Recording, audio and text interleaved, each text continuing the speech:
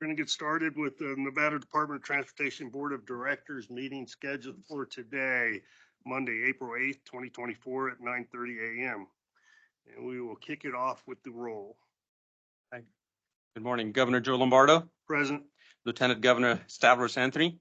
Here. Controller Andy Matthews. Here. Member Virginia Valentine. Here. Member Frank Lepre. Here. Member Justin Kalb. Here. Member Gary Perea. Here. Governor, you have a quorum. Thank you. We will close agenda item number 1, move to item number 2, first opportunity for public comment. Public comment may be provided in person or by calling 775-888-7440. The call will be placed in a queue and the caller will be notified of their turn for comment.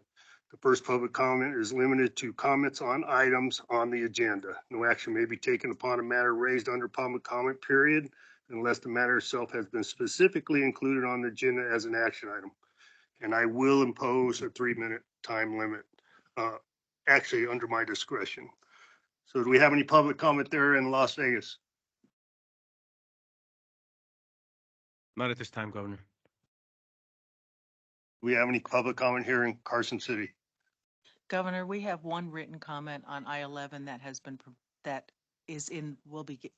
given to all the board members and will be posted. Have all the board members received the written comment? Yes. Okay. Do we have anybody on the phone or online?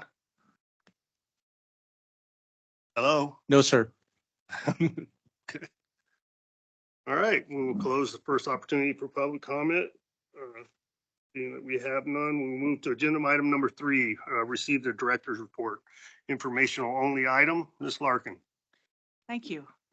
Can you get the presentation up? All right, well, we're pleased to say that we are starting to fill in all the missing pieces in the front office. So first, I would like to start with Joe Harrington, who has been appointed as the NDOT Director of Communications and Government Affairs. Joe comes to us from Florida, where he led public communications for the International Airport and one of the state's largest transit and paratransit providers. He is relocating back to Nevada, having lived in Nevada for 11 years. Previously, he held the position of the Public Information Officer for the RTC of Washoe County and worked with NDOT as a partner on several major projects. His experience also includes 10 years as a television journalist, much of that time spent at Reno's Kalo TV. Congratulations, Joe. Next, we have another promotion in Las Vegas, a new District 1 engineer, Marty Stragornak. He's originally from West Virginia, graduated from West Virginia University in civil engineering. He moved to Las Vegas and worked for a civil engineering firm. And then in 2009, he saw the light and was hired by NDOT as a resident engineer, where he oversaw such projects as the first bridge slide in the department's history on the Mesquite design build and Project Neon. For the last 4 years, he's been the assistant district engineer, and in the past few weeks, he's been promoted to the district engineer.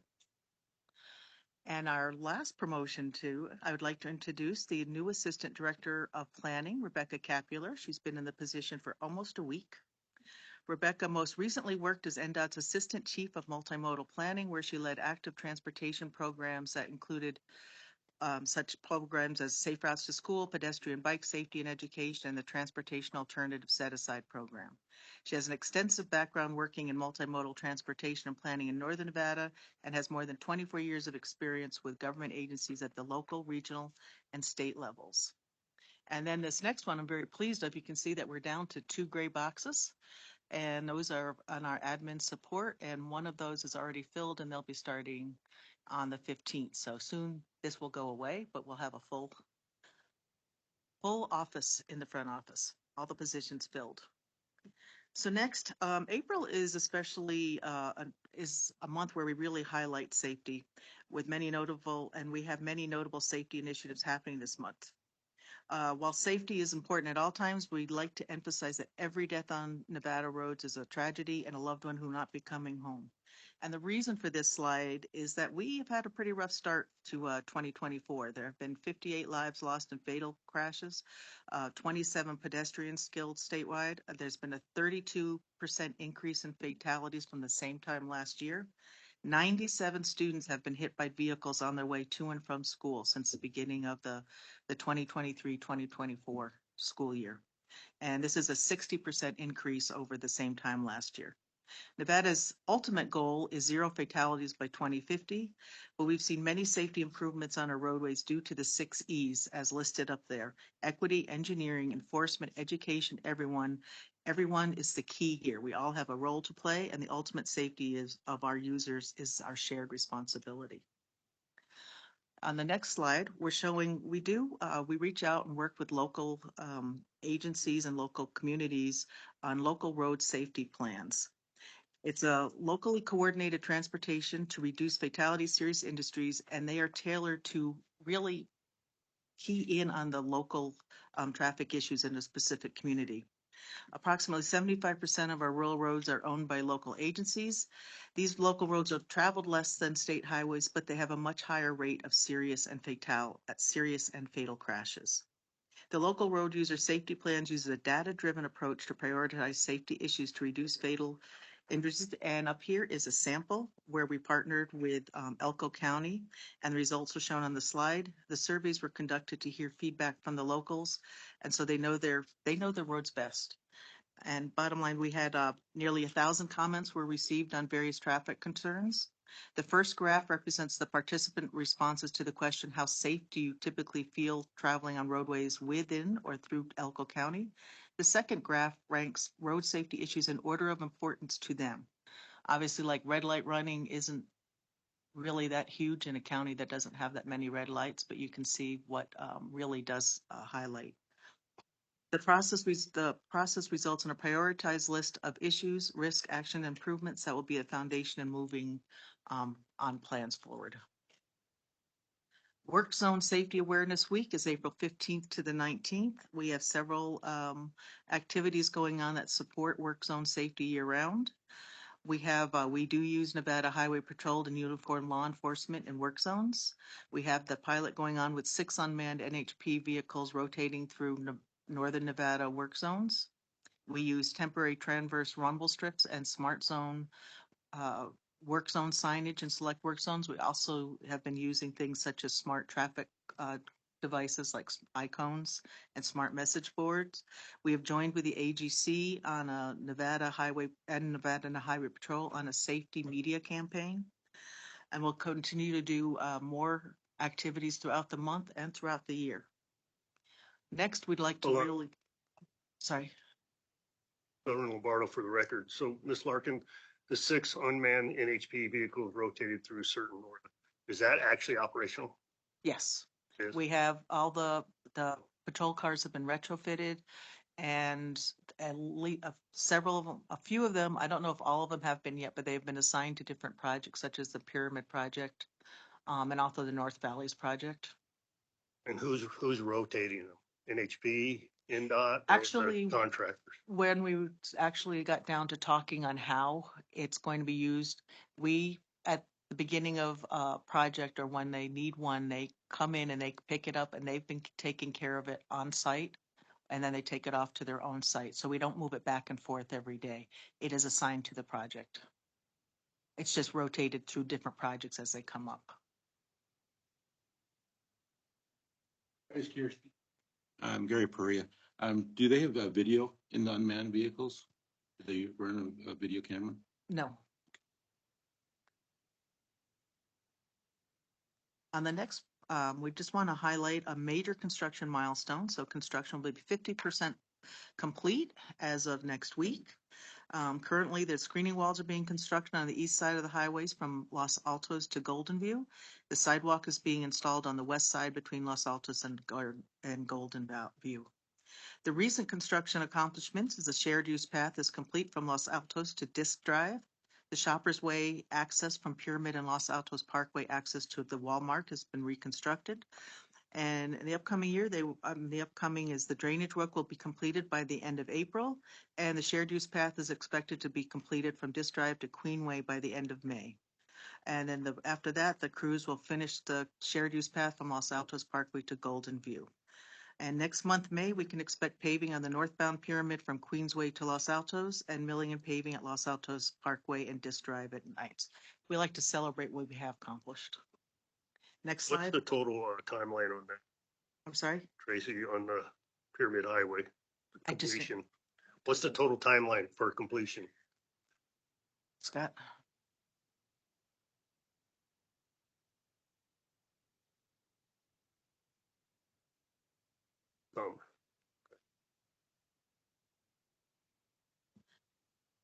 The South Virginia Safety Management Plan, and this is between Patriot Boulevard and Mount Rose Highway, and it's happening now. The virtual meeting is happening now and will continue on to April 26th. The in-person meeting is this Thursday. And you can get more information on that at southvirginiasafety.com. The US 395 South Sierra Public Information Hearing. Again, we actually launching our virtual meeting today, and it will continue on for a month until May 9th. This goes from Clearview Drive and Carson down to the California state line. This is the second round of public meetings to gather feedback on study recommendations to address both the immediate needs and the future needs. We will be conducting 2 in-person meetings, Tuesday, April 23rd in Douglas County at the Community Center in Gardnerville, and Wednesday, April 24th at Fuji Park at the Carson City Fairgrounds. And the virtual meeting does continue through May 9th at NDOT US395.com. And then, as part of the NEPA process, the National Environmental Policy Act, we are holding the virtual meetings for the I-80 East widening. And the in-person meeting will be held May 8th. The virtual meeting starts April 23rd through May 23rd. And this basically is again to assess the impacts from the stakeholders about the particular details. And you can make comments at i80eastnv.com. Toastmasters, this organization, we're receiving the Toastmasters International Award. The organization serves to empower individuals to become more effective communicators and leaders, and we utilize this organization to empower leadership within NDOT. This month on April 22nd, the International Director of Toastmasters will present the Corporate Recognition Award to NDOT. The award is being represented to NDOT for the continuous support of the Silver Tongues Toastmaster Club, which was begun as a professional development to get engineers to be able to talk like humans to regular people. Seriously, that is why it was here. So in the photo, we're just going to acknowledge that there's Sue McGreevy, Jessica Goza-Tyner, Tiffany Hornsby, and Tim Mueller. So congratulations to them. Next, this last week, we did unveil a commemorative director's wall that recognized the directors shown from 1917 to present. The people in the front are the directors that were representing directors from 1986 to the present. Not shown is Christina Swallow and Tom Stevens. But we also unveiled a timeline of NDOT history, which recognized the history and accomplishment of all NDOT team members since the department's founding in 1917. And Governor, we just wanted to thank you for coming to celebrate that with us. It's kind of fun. That was pretty, yeah, it was a cool event. We also want to, this is the second year in a row that NDOT has won the ITE Intelligent Transportation Engineers Mountain District 2024 Annual Award. And in last year, we won it for NDOT's Asset Management, a life cycle planning tool for TSMO, which is Transportation Systems Management and Operations. This year, in 2024, NDOT is receiving the award for our investment prioritization tool, a tool that the NDOT Traffic Operations developed to prioritize the projects based on their alignment with the NDOT Statewide Transportation System Management Program. So congratulations to our transportation operations team. Next, we're going to have, we have a couple of retirees, several retirees to recognize. So first, I'd like to recognize Paul Harmon, and if you wouldn't mind, Governor, we'd like to have them come up and have a picture with you so Paul Harmon. Paul Harmon was 27 and a half years. He was a role of maintenance manager, and he started in 1996 as a highway maintenance worker 1. He was promoted to a maintenance supervisor 1 in Hawthorne, and then transferred to transferred to Fallon, and then he was the equipment operator instructor for 5 years. And then following that, Paul returned to maintenance as a supervisor too. We saw it, and then became the maintenance manager on the east side. So he ran all the maintenance crews on the east side of the district up here. Wes?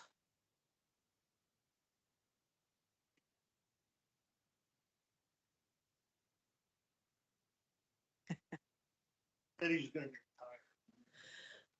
That's what he told us too. Retired.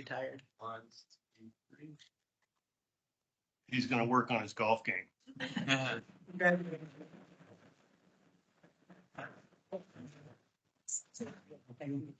Is Rod here? Is Rod here too? Yes. Oh, there he is. Next, we have Rod Schiller. Right here too. Okay. Thanks, Paul. Rod Schilling has worked for NDOT for 25 years, and his last role, he was the chief traffic operations engineer.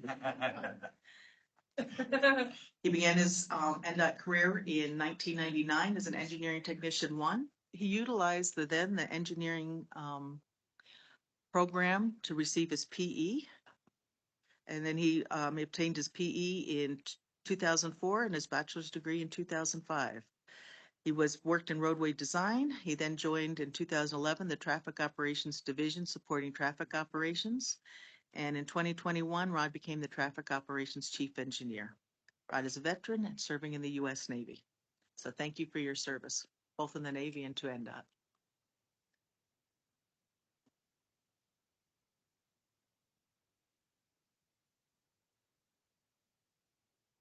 And our final.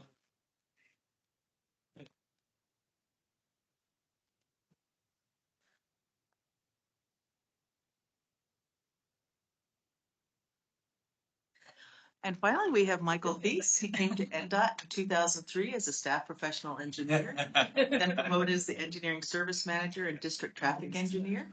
He then became the assistant district engineer for maintenance before becoming the district engineer for our District 2 or the Northwest region now. As our recently retired district engineer, Mike oversaw maintenance and construction of approximately 1,350 miles of state roads across. And we congratulate Mike for his time. Thank you.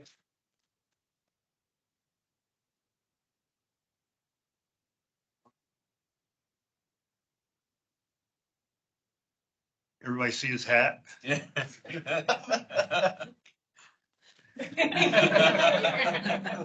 a little worried. Little worried. And that concludes my report. Thank you. Thank you all for your service and hopefully everything you learned along the way will be a benefit to your retirement career. Oh, thank you. Thank you. I appreciate it. And I'm sure that Tracy appreciates it and the state appreciates it. And it's a big deal to achieve retirement and hopefully you have a long, prosperous, continued life. Barros, you want to say anything? I was just making sure you were awake. So you okay? Yeah, everything's great down here. Okay. Tracy, was that it? That is it. That concludes the report. Thank you for all that recognition. We will close agenda item number 3, move on to item 4, consideration of approval of the March 11, 2024 Nevada Department of Transportation Board of Directors meeting minutes for action. Do any board members have any questions or concerns on the previous meeting minutes?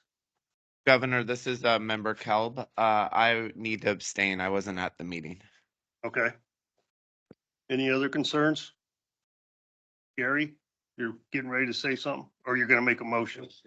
Go ahead. Got to push hard. There you go. There we go.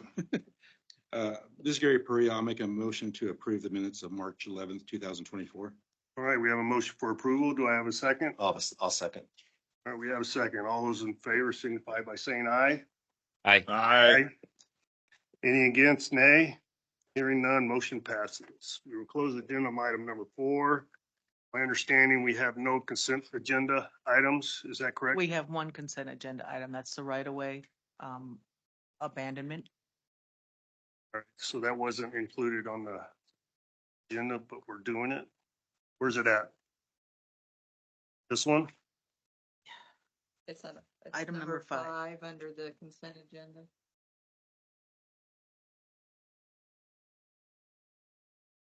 Because you have it under section 4, additional business items. Is that where we're It putting it? was a late add-on, but it was a relinquishment. So Okay. there's one item. Relinquishment of an abandonment of a portion of Duffy Road in Fernley.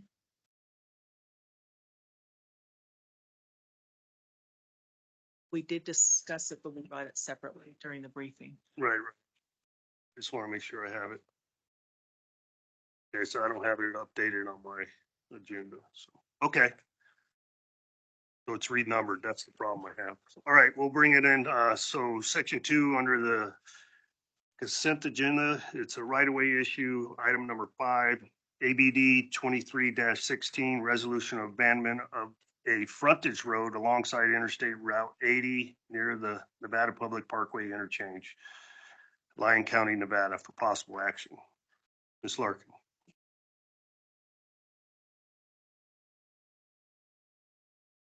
You have anything to add? No. All right. Do we have any questions of any board members on this particular agenda item, number 5? Governor, this is member Calbigan. Correct me if I'm wrong. So our draft doesn't have it, but this is the one where it was going back to the original landowner. Is that correct? That is correct. Okay. Governor Virginia Valentine, I work from the online version. I can say that it is on there if anybody has concerns about that. And seeing that it is on the agenda that's online, I'm going to make a motion for approval. Okay, we have a motion for approval. Do we have a second? I'll second. No, sorry, go ahead. Who called the second? Frank? All right, we have a second. All those in favor signify by saying aye. Aye. Aye. Frank? Aye. Any against? Nay? Hearing none, motion passes. So we will close agenda item number 5. And we don't have anything separate, so we'll move on to section 4, additional business items. Agenda item number 6, contracts, agreements, settlements, and judgments. Informational only. Ms. Larkin. There is none. None? Well, you're making it easy for me. All right, we'll close agenda item number 6, move on to number 7, history and status of Interstate 11 in Nevada and Arizona, informational item only. Deputy Director Sandra Rosenberg will present this. Where's she at? Right here. Oh, there you are. Okay. Good morning, Governor, members of the board, Deputy Director Sandra Rosenberg.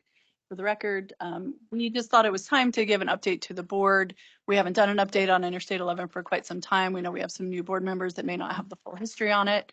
So this is a brief overview. We're happy to follow up with any detailed discussions on the various different elements of it in the future.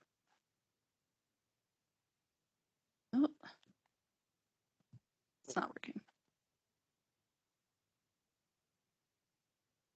Okay.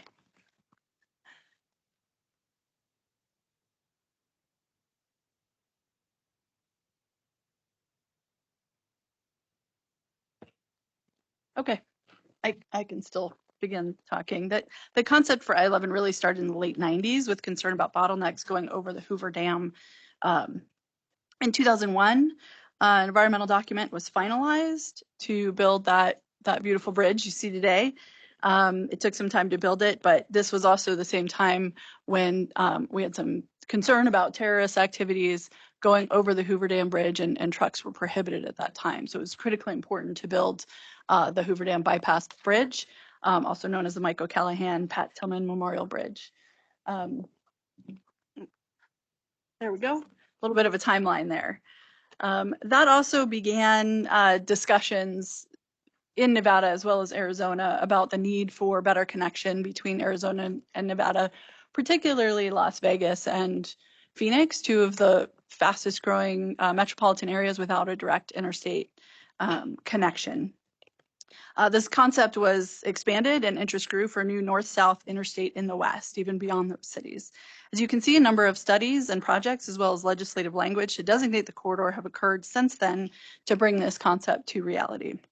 Official designation process started in 2012 with congressional action. That's the MAP 21 action designating US 93 as I-11, future I-11 between Phoenix and Las Vegas. And subsequent congressional action studies projects have occurred since then. And we now have the designation of interstate all the way from the state line with Arizona through to Kyle Canyon. We're going to be working on signage on that shortly, as well as future interstate all the way up to Interstate 80. So you can see some of the studies and actions that have occurred then. The actual designation of an interstate does take several steps, including that congressional action. AASHTO has to approve it, as well as the Federal Highway Administration. So that's occurred over steps over that history. So going into a little bit of those bullets there, in 2011, 2012, NDOT in conjunction with Arizona DOT launched the Intermountain West Corridor Study. I-11 was added to that title once we received the congressional designation in 2012 to evaluate an interstate connection between Las Vegas and Phoenix, as well as future connections north-south beyond those two. In multiple congressional actions, the route was designated as future interstate from Nogales through I-80 with broad language generally following US 93 in Arizona to Las Vegas, and then US 95 north with an option to include portions of 395 as well. This initial study, very broad, covering the entirety of 2 states essentially, was segmented by Northern Nevada, Las Vegas metropolitan area, US 93 Vegas to Phoenix area, the Phoenix metropolitan area, and Southern Arizona. And we completed what's known as planning and environment linkages reports for each of those segments. And what that does is allow you to take actions, analysis, decisions that are made in the planning stage and move them forward into the environmental phase at a future date. So I think we're all familiar with the Boulder City Bypass, really the first section of I-11 that was complete in our state, which is a new 4-lane freeway around the southern and eastern perimeter of Boulder City, Nevada. 15 miles in partnership between NDOT and RTC. They built a portion and we built a portion. That was open to traffic in 2018. And we received, again, through various steps of different agencies, received the official FHWA approval for the designation in January of 2019. So those signs have changed from future to interstate signage. Meanwhile, in Arizona, for over a decade, ADOT has been improving US 93, also known as future I-11, to a divided 4-lane highway. Previously a 2-lane rural highway, as the demand increased and safety decreased, Arizona began taking actions to improve this roadway, again, by separating it and adding lanes. It is not full interstate standards at this point, but it is more prepared to become an interstate once the need for grade separation at critical locations occurs. So after our initial multi-state study, then we started to focus in on different areas along the state. So we completed the Northern Nevada alternatives analysis and updated the planning and environment linkages document. That 450-mile study completed in 2018 included the outside of the Las Vegas metro area all the way to Interstate 80, and again was divided into 2 different segments. Really from Las Vegas to Tonopah, the recommendation included continuing on the US 95 corridor. And then from Tonopah to I-80, there was a combination of new and existing routes. And as you can see here, we've evaluated all of the different possible routes, narrowed it down to essentially 2 with maybe 1 additional alternative there. I did want to highlight some of the questions we get is what happens in the towns, and that has not been analyzed yet, but it's very likely that the interstate itself may go around some of the towns along the way. And there's particular interest in the Hawthorne-Walker Lake area, and the current recommendation is for the eastern side of Walker Lake. So we also coordinated with neighboring states to explore options extending north of I-80, another question we get quite frequently. And currently there hasn't been a huge amount of interest in other states extending that north. So currently the designation and the interest really lies I-80 South. Hey, Sandra, Yes. Governor Lombardo for the record. So you said the current recommendation is on the east side of Walker Lake. Yes. Where's that recommendation coming from? So that's coming from this study. So the Northern Nevada Alternatives Analysis, which looked at a number of different alternatives and evaluated the environmental constraints. The study that's listed. Yes, yes. And if you go to our website and find the study itself, it goes through all of the analysis we did, looking at different goals, looking at environmental concerns, topographic area, the interest of the different community members and stakeholders along the way. So it's really a pretty robust, still at high level planning analysis, but really the topography and environmental constraints on the west side of Walker Lake make it very difficult to expand that to an interstate type facility.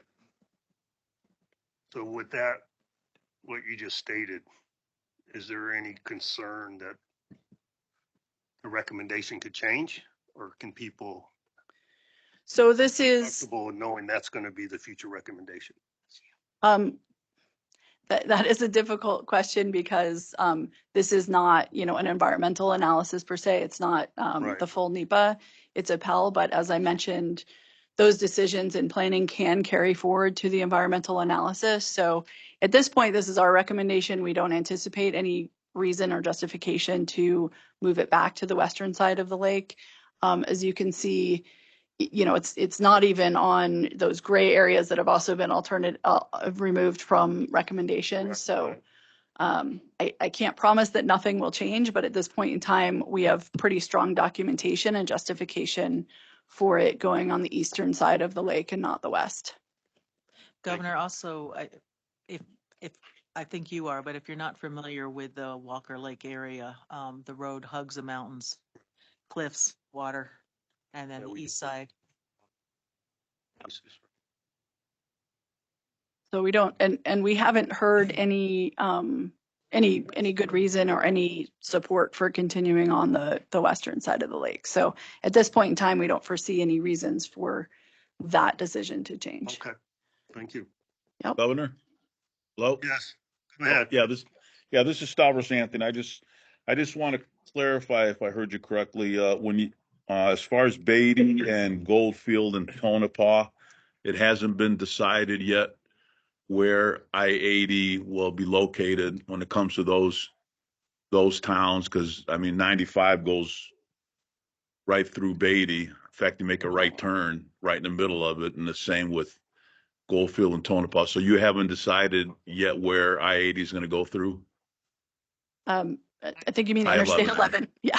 I-11, yeah, thanks. No, so the series of studies we've done to date is really to identify the corridor, not the specific alignment, with the recognition that as you get to the individual communities, we'll have to take a closer look at that. Building an interstate in the middle of those towns is highly unlikely and very difficult. It would wipe out the towns essentially. So most likely there would be new routes within or near those communities along the route, as not to disturb essentially the main street in some of those areas. But that has not yet been determined. So right now we're just trying to narrow down the corridor itself to ensure we're on the right path in terms of it's continuing along the 95 corridor essentially, with some deviations as we need to as we get there. Lieutenant Governor. Yeah, when do you think those discussions will occur with those towns? Because when I go up to those areas, they ask me on a regular basis what's going on with I-11. So when do you think you'll start the discussions to determine where the road's going to go? So we had some initial discussions as part of this study. This study is a couple years old, so it sounds like it is time to go back out to those communities. I do want to state for the record that there is no additional funding for this corridor. As you know, many of our projects are coming in at a higher than anticipated rate without additional revenue coming in. So part of it is setting the expectation in terms of timeline. So we'll have those detailed discussions once we move that corridor forward and have funding identified to actually build the interstate. At this point, we're still in the planning phases, again, to narrow down that corridor. Go ahead, I would Tracy. say, I wanted to add, Tracy Larkin, I wanted to add that, right now we are looking at that portion, studying for the next section of I-11, which will actually be from Kyle Canyon to Mercury. So that's being evaluated right now on what it will take to bring that portion of 95 up to interstate standards. And that includes things like buying control of access, actually improving the roadway itself, the structural section.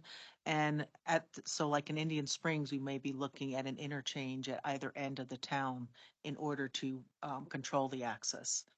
So it's a very long process. So it'll probably be another year or so before that study is complete. And then it'll be a few years before even that portion then will be brought up to standard, up to Mercury.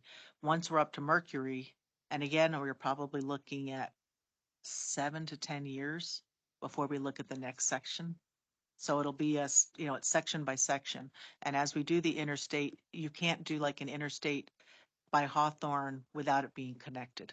So it'll be integral parts as funding allows. And also the growth is it's kind of exploding as we're going out on each of the areas around Las Vegas. So when it comes to getting to Beatty and Tonopah and Hawthorne, you're talking about 20 years? I'm So talking about your grandchildren's children. Oh, okay. All right. Very good. This is Andy Matthews, for the record. I just follow up on the Lieutenant Governor's initial question. We talk about, bypassing the towns versus going through them, Goldfield, Tonopah, et cetera.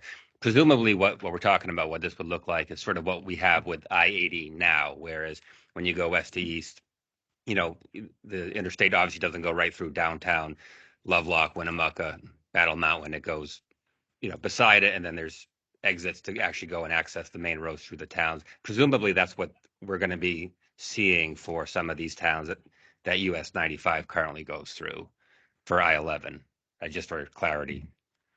That's correct. Okay. That's the anticipation. Also similar to like Boulder City, where I-11 goes around Boulder Right. City. And then it looks like either way, under either scenario that we're considering, the connection is going to be somewhere around Fernley between I-11 and I-80. Is that right? That's correct. That's the current recommendation. Yes. Okay. All right. Thank you. So similarly, and I am bouncing back and forth a little bit between Arizona and Nevada, but sort of in chronological order here. So the Arizona DOT completed a Tier 1 EIS, and what that is it's considered a programmatic EIS. So similar to a PEL, planning environment linkages, it's starting that work, starting to make those decisions on the corridor level, not specific to the alignment level, not full engineering and full analysis, but really kind of narrowing down those alternatives. So they did this Tier 1 for approximately 270 miles. Record of decision was received in 2021 for that corridor, 250-mile corridor from the U.S.-Mexico border to north of Phoenix. And, they had previously determined 93 from that area north all the way to the state line with Nevada. The preferred alternative identified 2 options through and around Tucson metropolitan area, and they are moving forward with a Tier 2 NEPA, so that more detailed, more traditional environmental documentation in 2 segments, the Phoenix metropolitan area and the southern Arizona I-8 to Nogales area. Back up to Nevada. NDOT recently completed the I-11 Las Vegas metropolitan area planning and environment linkages document to, again, determine that corridor within the Clark County area or Las Vegas urbanized area.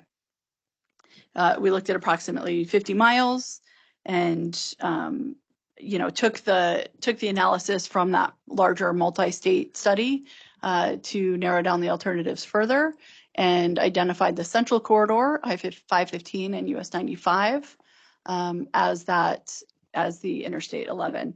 We have since gotten approval from both AASHTO and FHWA, and anticipating placing signs along that corridor, hopefully this year.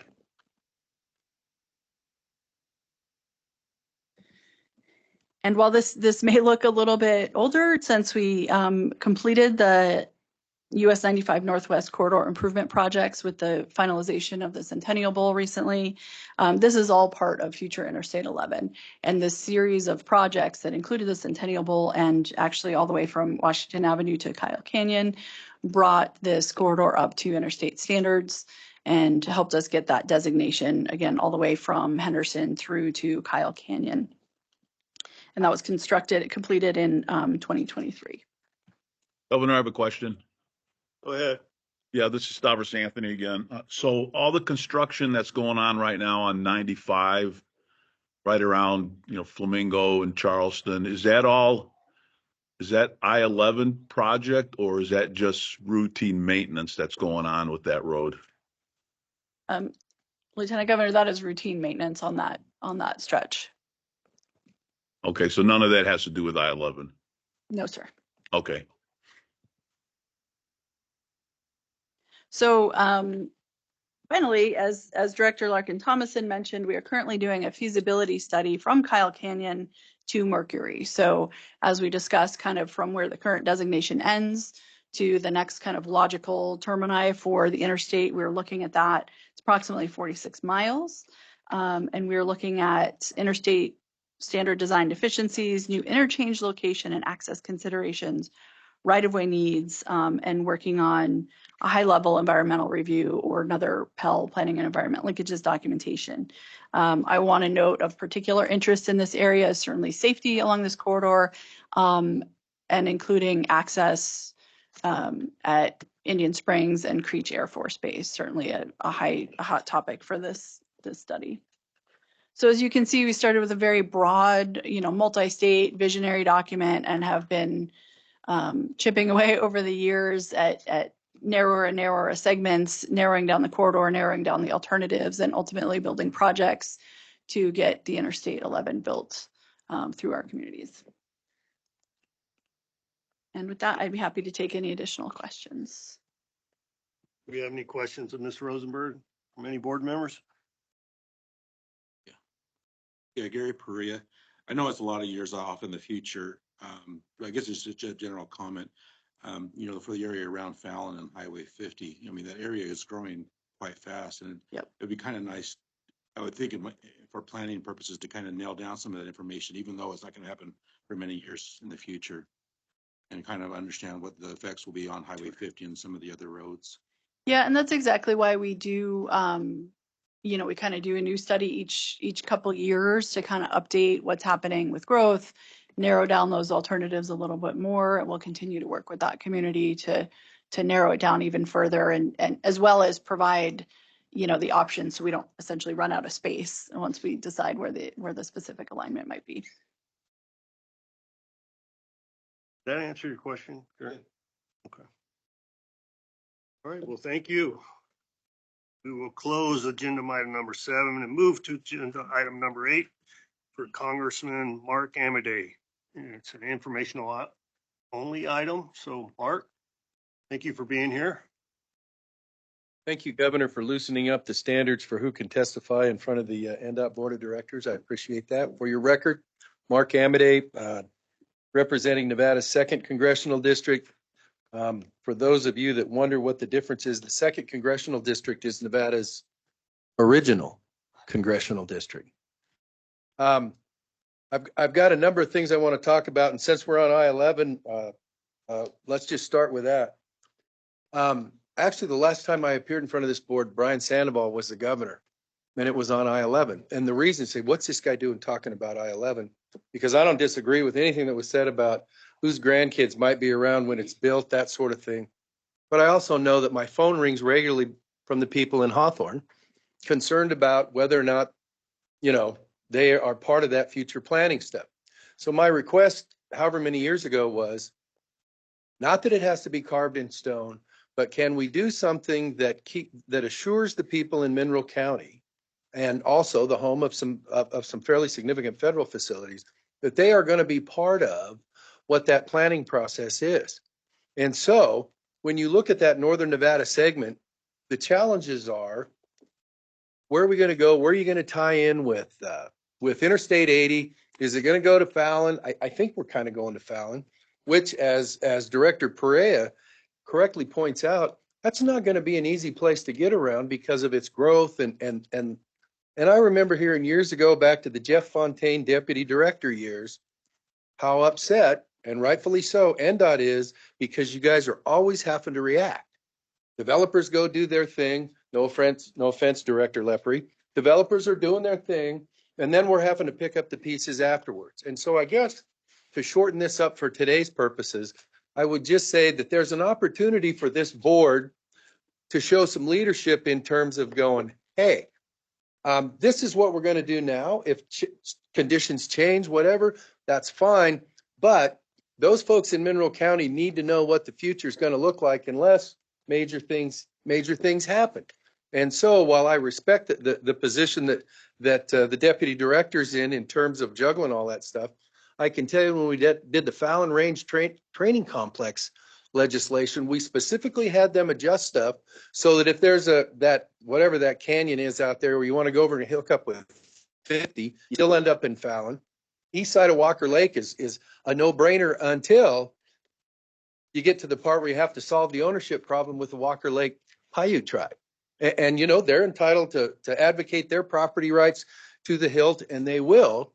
But the whole challenge around that whole area, Governor and Lieutenant Governor and other board members, Mr. Controller, is when you're surrounded by federal land and the high 90s in all the areas relevant here, it's kind of hard to justify federally why you ought to go pay whatever the heck it is for land for that in the future.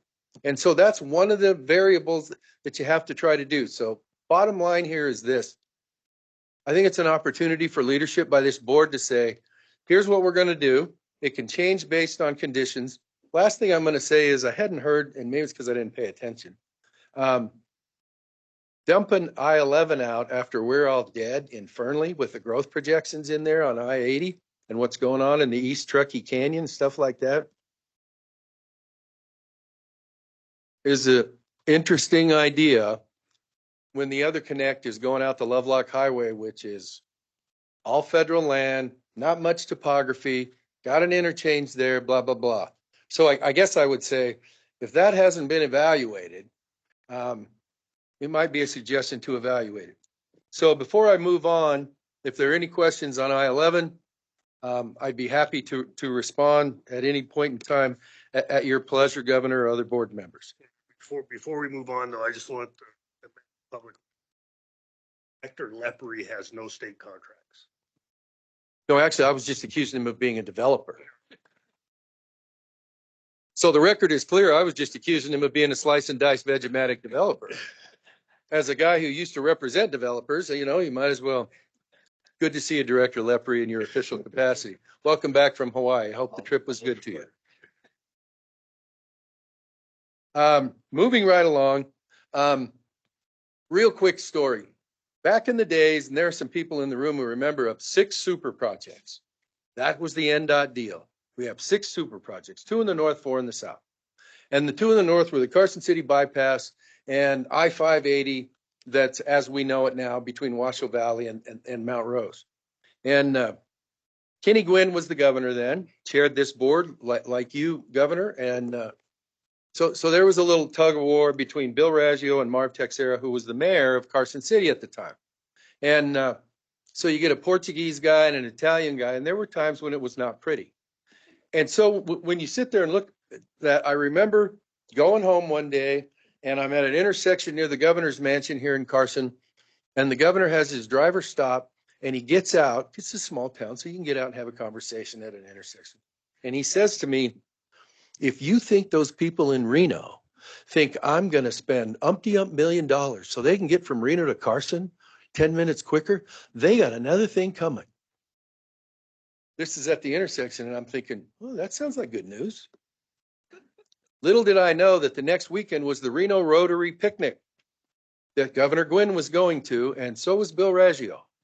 And at the end of that picnic, Bill Raggio had tuned Kenny Gwynn up sufficiently to where there was a big, maybe it was a board meeting in the room, in the hearing room in the legislative building. And the governor announces, we have enough money for both projects. And so I always remember thinking, wow, that's impressive. But he made it happen. And so I don't know what the procedures are. I know Tracy's given you some information on that. But as you go over that, the high point in that, as summits go in Nevada, that's not Donner Summit or in California, or Spooner Summit here, or even Robinson Summit on the way to Ely, those sorts of things. But it's still higher than some of the ones marked on 50. And so I think just as and listen, we got a bridge for Mike O'Callahan. I don't think it's a big deal to have a summit for Kenny Gwynn, but subject to the rules or something like that. But he was chairman of this board, played a key role in making sure that those projects got done. And a small sign just saying Governor Kenny Gwynn Summit with what the elevation is, I don't think is the biggest political move around. So I would offer that for your consideration.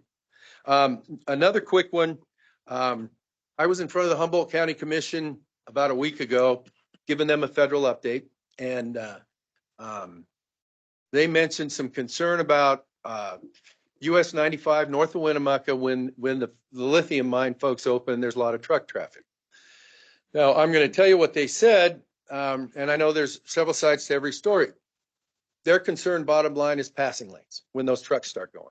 And the frustration expressed by one or two of them was, hey, we've got the NDOT guy or whoever up there that basically says, hey, we got traffic counts, the road's not at capacity, have a nice day. I don't know that that's accurate. I just want to put it on the radar screen to say, hey, passing lanes, I think actually your folks have done something to start identifying spots and stuff like that. So it's on your record. Thank you very much. That's the end of that item that I have. And that brings me to the Union Pacific Railroad. Can we have my little visual aid? There it is. I'm going to leave these. Thank you. Thanks, Manna.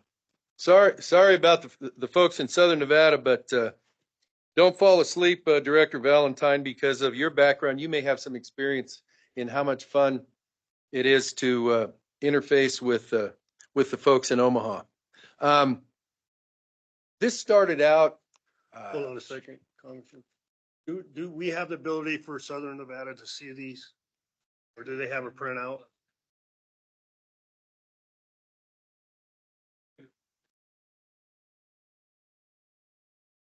We can see them, Governor, but Okay. it's a bit illegible.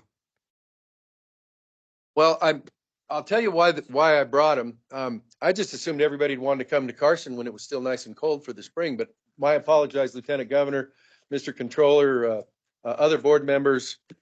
But anyhow, the purpose of this is, you see that big white slash going through the northern part of the state that basically follows Interstate 80? That's Union Pacific's property ownership in the state of Nevada. Largest private property owner in the state of Nevada. Not largest assessed valuation, but largest owner by virtue of acres. That's a function of the checkerboard when the Transcontinental Railroad was built. Why am I telling you this? Because you don't have to get up too early and study Nevada maps to know that everything from Verdi to Wendover is totally surrounded by checkerboard private ownership of the Union Pacific Railroad. Used to be Southern Pacific, used to be Central Pacific. And so all those towns along there deal with the Union Pacific Railroad for things as mundane as cutting the weeds in Carlin, or things as mundane as, hey, can you please not park the trains so that nobody can get from one end of Carlin to another if they're first responders, medical, fire, police, whatever. Can you please respond to the city of Elko when they want to talk to you about maybe buying some of your property down there for their redevelopment? Can you let somebody in the city of Fernley know when you're planning on building a fence 10 years ago to cut the town in half for all intents and purposes except roadways? And I have also asked Neoma Jardin to come present on behalf of the city of Reno and Washoe County for how much fun it has been to deal with them for their issues regarding homeless, trash cleanup, and stuff like that. The point here is this: in your materials, you will see a letter. You know, I thought the most recent thing was the Sparks Machine Shops. Your Department of Conservation and Natural Resources, the SHPO office, is familiar with this property. It's not that Union Pacific may not be able to tear it down and do their expansion of their intermodal stuff in Sparks. But the question is, how are you treating the folks in the Sparks City Council who, I'm not a development expert, probably need a demolition permit to tear it down and probably need some other permits from the city of Sparks to pave it, to do whatever it is they want to do when they grow up. So it came to my attention because I get contacted by a member of the Sparks City Council who says, hey, we have a concern about this. Can you kind of talk to these, see if you can get these folks' attention on this? So we visited with the folks at the Railroad Surface Transportation Board federally and the Federal Railroad Administration. So we're playing the oversight game with that, talking with them to go, hey, nobody's telling you, and nobody should leave this hearing saying Amity said don't tear that down. But it's like, can you show some respect to your fellow landowners and the municipalities that are along the way of your right-of-way in northern Nevada that have been here? I shouldn't have to be a guy who's responsible for calling. I had to call the president's office in Omaha to get him to just say hello to Elko 4 years ago. Now, I didn't get to talk to the president, Governor, so I don't want anybody to have that. I think I made the Union Pacific terrorist watch list from that. But what was the result of that phone call? well, they finally got a hold of the city of Elko, but it's like you had to wait years, get somebody in Congress involved, and start talking Irish and Italian to them. And so it's like, this is all much harder than it should be. And you say, well, why are you here griping at me about this? Well, a couple reasons. First of all, I think this board has jurisdiction over doing at least oversight on these folks. And one of my requests is I want this board to think about having them coming in at least once a year and saying, please tell us how your community relations are going. How are you dealing with the people along that big swatch? You know, what are you doing about homeless in Reno? What are you doing with the Elko folks? And there's another interesting one, though, that's part of NDOT here, which I was thrilled to see. Infra. You've got a guy on your staff, Vern. Yeah. Who is the NDOT contact for administering a federal grant to spend $28 million on Amtrak and track stuff in Elko? You know, works for you guys. So I think it's one of those deals where it's like bringing them from, we don't really have to answer to anybody, and we'll park our trains wherever we want, and we'll build a fence across whatever town. Lori, do we have a codified opinion, the Attorney General's office on jurisdiction? Not that I'm aware of, but I can certainly double Are you check. aware of? Well, I'm not aware of needing a codified opinion. I think if you said, we'd like to invite you to testify in front of the Nevada State Transportation Board, I would think they would be happy to. And just update us on your community relationship. Presentation about jurisdictional issues. Well, let me put it to you this way. If there's something close to a railroad commission at the state level, it's not you, but you're the only show in town. So it's not like, oh, we'll let the PUC handle that. It's not in their jurisdiction. And since you're the transportation board, and since you guys are administering federal grants for improvements along the right of way, oh, there's another one in Fernley, the Victory Project, which by the way, I think you ought to invite the city of Sparks in too and say, hey, how's things going with that stuff? Because if it's not you, if it's not this board, I don't know who it is at the state level. And also, I'd ask for a briefing on the Victory Project, which is federally funded in Fernley, being administered. I'm not sure if that's through you guys or not. Oh, it is too. There's another connect. To say, hey, by the way, if that's intermodal improvements in Fernley, is that going to take any of the pressure off your plans in Sparks? because also in your packet, there are 2 letters. And those letters were after I went to a meeting with Union Pacific at the Sparks facility. And so listen to the presentation and just said, hey, I got 4 questions. That was a letter that's in your packet under December 6th of last year. I'd like an index of CPSP files in Union Pacific archives relating to the machine shop, the historical record, SHPO kind of stuff. 2, a summary of UP's development plan for the subject site, which sets forth the amount of square footage gained through potential building demolition and how the gained square footage will be used in the expanded intermodal. In other words, is it necessary? How necessary is it? What can you do? A summary of any and all alternatives analysis. Wonder what's going on in Fernley, Governor, that you've done that allow you to avoid demolition. And 4th, a summary of the UP growth projections, which delineate the useful project life of the intermodal expansion project at Sparks, which necessitate the demolition. In other words, we don't want to get 7 years down the road after it's scraped and then find out that they're moving operations back out to Wadsworth, maybe to Fern. Anyhow, all not exactly really nasty questions. Included in your packet under date of January 8th is the 1-page letter from Peggy, who's part of the UP Regional Public Affairs, Governmental Affairs thing. 2 nice paragraphs. If you can find real answers to any of those 4 things in there, God bless you. You went to a better grade school than I did for reading comprehension. And so I'll just I'll wrap it up before I turn it over to Miss Jardin to tell you how much fun they're having in Washoe County, getting some response out of these folks.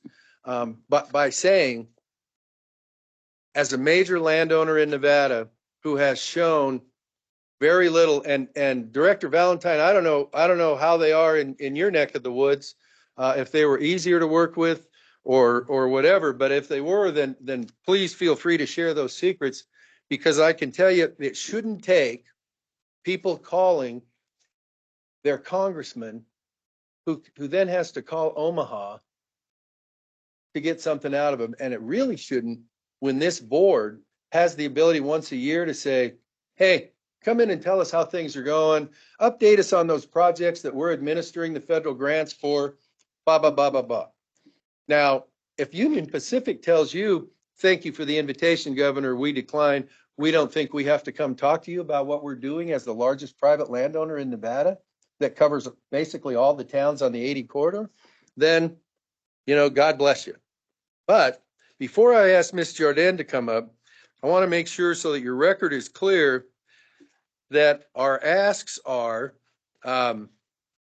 we would like the board to think about calling them in on at least an annual basis and saying, tell us how things are going. Tell us about the grants. Tell us how your communications are with the counties and cities along your route. I would also like you to invite the city of Sparks to come before you and give you an update on what's going on with those shops. And listen, I don't have the answer to that, but I think that there should be some good faith engagement other than it's private, we own it, and we're going to scrape it. I think I think we can do better. And as the landowner, certainly I would think they would want to do better. And then also, you've got the city of Reno here with Ms. Jardin, but I think maybe at that same meeting, it's like, maybe it's Railroad Day. And you say, hey, we want Story County and we want Washoe County. We want you guys all to come tell us how things are going with Union Pacific and working together as partners for issues of public health and safety in Northern Nevada. And so with that, Mr. Chairman, Governor, and other board members, I would like, with your permission, to ask Ms. Jardin to come up and give her presentation on the homeless trash issues that they're experiencing along the right-of-way in the city of Reno.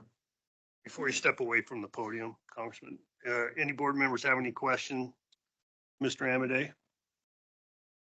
The only thing I don't have in my documents is the letters you made reference to. They're in the 12 copies of my memo, office memo. They're attached to those. Oh, okay. I do have that. All right. Thank you. Thank you for your courtesies.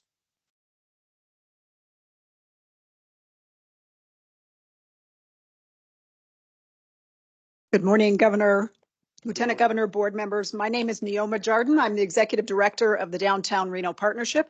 And as I have some of my staff members here with me today, they're going to put some more boards up here, and I hope the folks in the South will be able to see these. Nothing like a visual representation of what we've been experiencing within the jurisdiction of Reno for quite some time. So again, Neoma Jardin, Executive Director of the Downtown Reno Partnership, and you may be asking, what is the Downtown Reno Partnership? What does it do, and why are you here today? The Downtown Reno Partnership is a 501c6. It's a nonprofit that was formed by the property owners in downtown Reno that said, we want a safe, clean, and vibrant downtown. And it was formed in 2018, and it got all the property owners together in a 110 block area, 1,500 property owners that said, we're going to do a self-assessment and we're going to work to improve the conditions in downtown Reno. Downtown Reno, that is the economic engine of Reno, that is our visitor corridor, and certainly a driver of many, many things in the city of Reno. What we're presenting you here with today, and we have a number of representatives from the city of Reno, from their leadership staff to Reno Police Department, is to give a representation of the resources that we collectively expend on an annual basis in dealing with encampments, trash, toxic waste, people along the railroads. So you look here, just the Downtown Reno Partnership in the last year, we have spent with our small staff. Can you hang on a second? Sure. Is it Jardin? It's Jardin. Jardin. Congressman Amade made me very French today. Thank you. Appreciate it.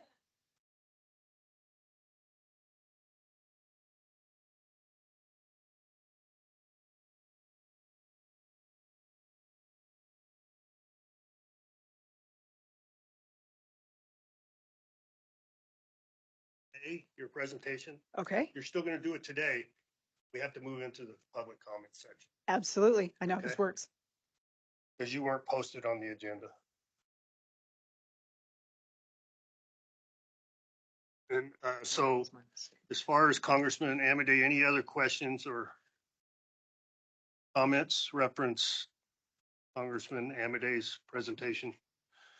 It was informational only. Any other comments from any board members?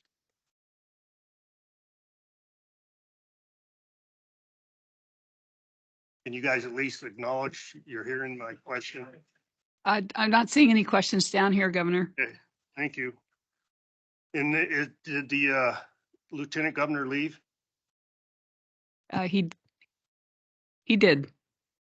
Okay, can you have the record reflect that?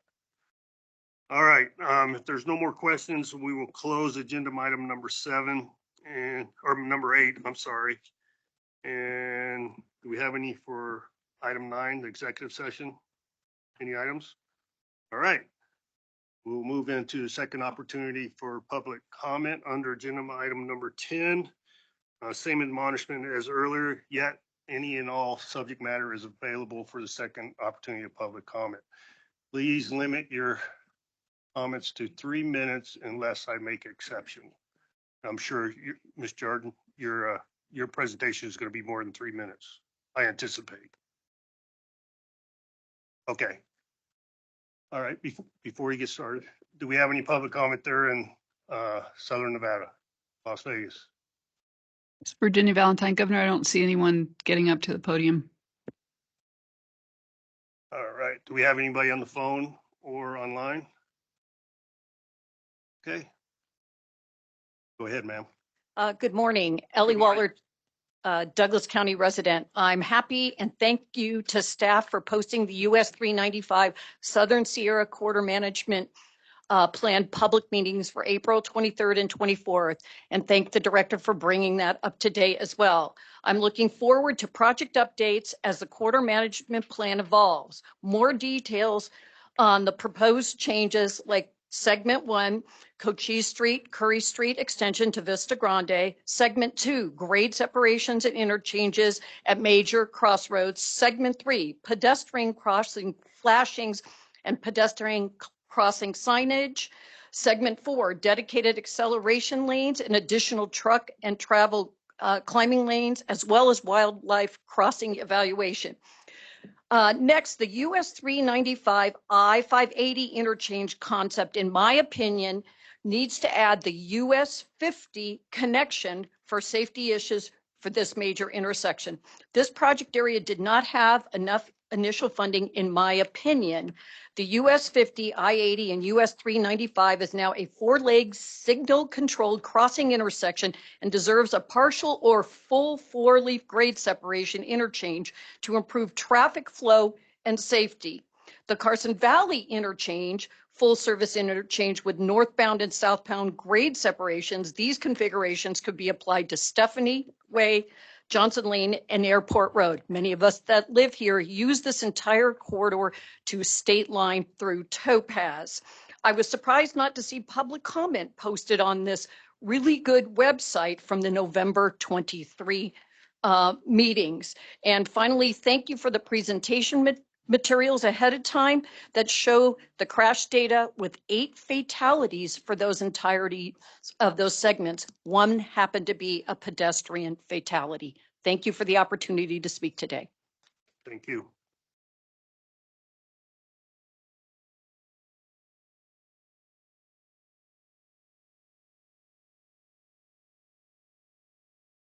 Okay, I am Robert Byron, B-Y-R-E-N, and I live in Hidden Woods along the east shore of Lake Tahoe. I recently sent a white paper to Melissa Chandler, the NDOT CMP project manager, and Brian Gant of Wood Rogers. And I did submit one for the board's interest just today. And it suggests that the US 50 Corridor Management Plan study team consider a trumpet interchange at the SR 28 to US 50 intersection in lieu of the proposed full-scale roundabout. Both intersection configurations support the Federal Highway Administration's Zero Vision Action Plan. However, the trumpet-style grade separation configuration has several significant advantages. First, it eliminates left turn movements, improving traffic flow in all directions. Second, it eliminates weaving movements within the proposed traffic circle, avoiding a particular class of non-fatal accidents. Third, it eliminates crossing movements for bicycles and pedestrians. And finally, and most importantly, it facilitates high-capacity wildfire evacuation without the need for additional bypass lanes and lane reconfigurations. The downside is cost. It should be noted that NDOT has already built a trumpet interchange on the Carson Valley side of US 50 at Golf Club Drive. And this is a beautifully designed intersection that serves a rather small number of wealthy homeowners and patrons of the Clear Creek Tahoe Golf Club community.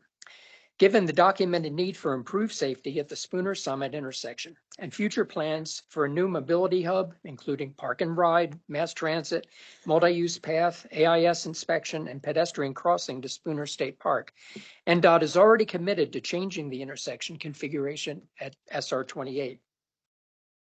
Our concern is that the additional cost of the trumpet interchange might dissuade NDOT from pursuing this attractive alternative in its formal intersection control evaluation. One solution is to pursue federal funds to supplement the pre-planned NDOT expenditures. The rationale is, as we've expressed in the white paper, improve traffic flow, enhance vehicle and bicycle safety, and higher wildfire evacuation capacity. We encourage NDOT to include the trumpet interchange option in its evaluation, and we encourage the state of Nevada to pursue federal funds to complement state resources and build the trumpet interchange at Spooner. And I thank you. Thank you for your comments. Next up, please state your name for the record. Good morning, Governor. Good morning, trustees. My name is Elizabeth Learnhardt Zephyr Cove, and I would also give my opinion on the Highway 50 situation. The safety improvement on Highway 50 does not rest on continuing to study public acceptance of design changes, but on identifying and ameliorating the challenges in the current road design. I am not a traffic engineer, but 3 locations jump out: the Spooner Summit 2850 intersection and the 2 extreme curves at Presbyterian Way in between Lake Ridge and Cave Rock. I'm not privy to the exact mechanisms of the accidents, but at the T intersection at Spooner, I personally witnessed 2 major crashes last year, one of them fatal. The side swipes doing to the left turn from 28 into 50 are mostly the cause. And as the previous person said, there needs to be a change in the configuration of this intersection. This is aggravated by the northbound traffic on 50 having no visual of the intersection due to the uphill direction of the road. Typically, the traffic going in this direction is also too fast. The left turning traffic coming from 28 also has a sight distance problems of the conflicting traffic. And the acceleration lane going into 50 is way too short to approach the 50 miles per hour that traffic typically goes. I have been also researching solutions to this intersection problems, and I came upon the Federal Highway Association's intersection safety case study for continuous green T intersection. This model was applied to 2 T intersections in Colorado, one of them incidentally on Highway 50. It cost about $300,000 per intersection, and it reduced the angle crashes one intersection by 100% and the other one by 93.3%. The total crashes by 56.3% and 63.2%. The injury crashes equally were reduced by 83 and 50%. So in this model, it designates the left lane to left turning traffic only and puts a stem and out from the stem to the T and separated it by a raised divider from the through lane, in this case 50. This prevents lane changes and lets the through traffic go without a stop and lets the left lane traffic be unaffected by it. And all this was announced early by signaling, which is necessary because there's curves also to the motorists. I also say that the Trumpet intersection would be the complete ideal thing because it avoids user conflict, but it is much more expensive.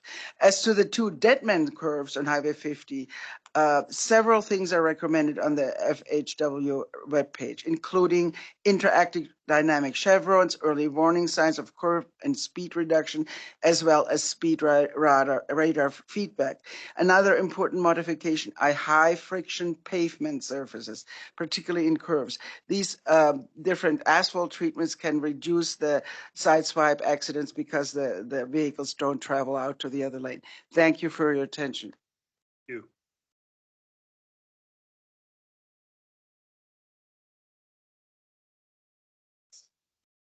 Good morning, Lori Rodriguez for the record. I'm speaking about the I-11, and it's funny that I'm even talking about it because by the time the planning phase is done, the state of Nevada will no longer let me drive. So in regard to the I-11, and I'm talking about the connection to Northern Nevada, I would ask that you consider building 3 lanes instead of 2. The first reason is the ability of emergency services being able to get to an accident. With only 2 lanes, the stopped traffic simply has no place to go. I give you the I-80 as my example. When there is an accident, traffic comes to a standstill until 1 lane can be cleared. In many cases, this takes hours. First responders have to wait until drivers can move out of the way to even reach the accident site. The long distances on the I-11 dictate that response times will be substantially longer. Having 3 lanes gives the state police the ability to move traffic around the accident site safely, leaving room for the incoming and departing emergency personnel and vehicles. The second reason is the cost. I know it will cost a lot now, but adding a 3rd lane in the future will cost even more. You have determined the traffic demand is there, so why not make modifications in the early planning stages? The third reason is, and this is just rumors I've heard, that this project is mainly for truck traffic. As I've driven the freeways over the years, it seems we are always adding truck passing lanes. Having 3 lanes initially would prevent the problem. Trucks could pass each other without holding up passenger cars and could lessen the chance of road rage. The other thing I would really like to see is an elevated train, maybe not built, but at least incorporated into the design.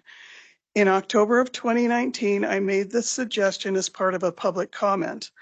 Most of that comment focused on a monorail from Sparks to Fallon, but I did suggest that the I-11 could have a high-speed train as part of the project. I think it would, I still think it would be responsible planning for the future to at least leave open the possibility. And thank you for your time. Sorry, I get so nervous. You think I'd be used to it by now. You did great. You did great. Thank you. Any other public comment? Governor, I'd just like to acknowledge that there were two public comments that were written comments that were also submitted. Both of them did testify, but they will be in the packet also. Okay. Thank you very much, Neoma Jordan. For the record, Executive Director of the Downtown Reno Partnership, the Business Improvement District for Downtown Reno. Again, we represent 110 block area and 1,500 property owners in downtown. Here, thank you, Governor, Lieutenant Governor, and board members, and most particularly Congressman Amodei for setting this up and expressing the passion and the frustration that we are having with the issues surrounding Union Pacific and the railroad. What we have brought before you here today is just some illustrations of the impacts in a one-year period that we experience in downtown Reno. So for the heart of downtown, just to give you an idea, it's about a 1.78 stretch of railroad. So that's just in the heart of downtown. The full city of Reno has more than that. And just in the last year, we have spent at the Downtown Reno Partnership some 6,200 hours cleaning up the area, 44 tons of trash collected. And you can see from the city of Reno, the volume of resources spent there, over $500,000 spent from everybody from Reno Police Department, which are here to answer any questions and express the time of that they must spend in addressing these issues and keeping everybody that's cleaning the area secure, as well as 654 yards of trash. Now, to give you a visual of what that is, that's Mackey Stadium to about my height of trash. So why is this? Why are we talking with you about this? And why has this reached your ears? Because we have exhausted over the last few years every opportunity to get Union Pacific to come to the table and partner with us to address these issues, as many other entities and agencies have. We have partnered with Washoe County, City of Sparks, NDOT. We have MOUs for property that may be NDOT's, and we are able to really clean up and make secure the areas. But the railroad tracks, we absolutely cannot get Union Pacific to engage with us in any real meaningful way or to reimburse us for our efforts to clean up their property. And to add insult to injury, if you look at some of these pictures, you can see us cleaning up some areas with RPD watching over to keep everybody safe. There's signs up there that say no trespassing. So you'll see clearly there are people camping here with lots of toxic waste, flammable materials, clearly trespassing. And NDOT, when we met with them back in December, which is a rarity, they said, well, we can come out about, at best, once every 3 months and maybe address this. But oh, by the way, you guys aren't supposed to go on our property to clean it. We're stuck in the middle. We need to clean these areas. They are in the economic heart of downtown Reno. This is 4th Street where our brewery district is.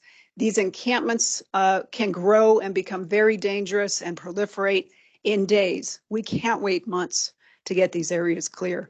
So I'm here today to just express to this board to ask anything that you can do to help us to get Union Pacific to communicate with us. Since February, our organization has sent 5 emails about some of these encampments, which are on railroad property.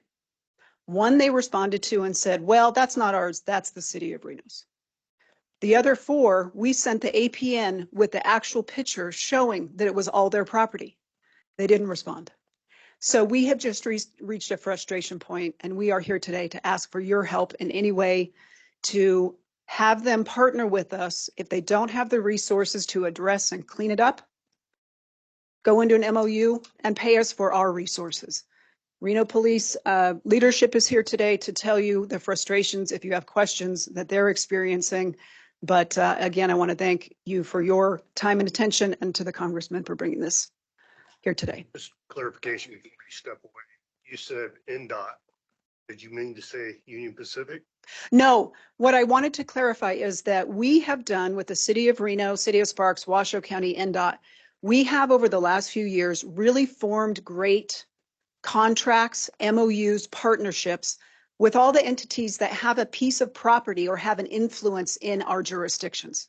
So we've worked out some of the bugs in the areas. We have that with NDOT. It works well. If there's trash along the interstate or the off-ramps coming into downtown, I know the city of Reno has a relationship with NDOT, and we can, I sent an email, I think a week ago, and got a great response, said, we're on it.